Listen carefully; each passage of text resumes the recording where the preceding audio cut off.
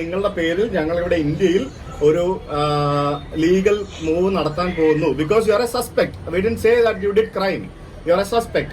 So അത് അങ്ങനെ ഒരു കേസ് നമ്മളിവിടെ നിങ്ങളുടെ പേരിൽ ഫയൽ ചെയ്യുന്നതിന് മുമ്പായിട്ട് നിങ്ങളെ ഇൻഫോം ചെയ്യണമെന്ന് കരുതി. അത്രേ ഉള്ളൂ, വേറൊന്നുമില്ല. ഓക്കെ. ഫാദർ ആണോ? ഫാദറിന്റെ പേരെന്താ സാറേ? ഫാദർ ആണ് കേട്ടോ. Father, very good. ഓക്കെ.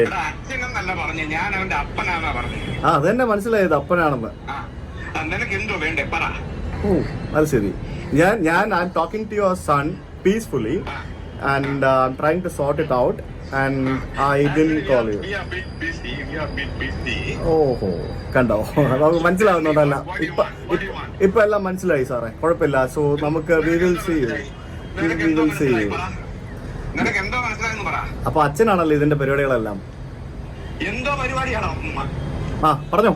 കൊല്ലണോ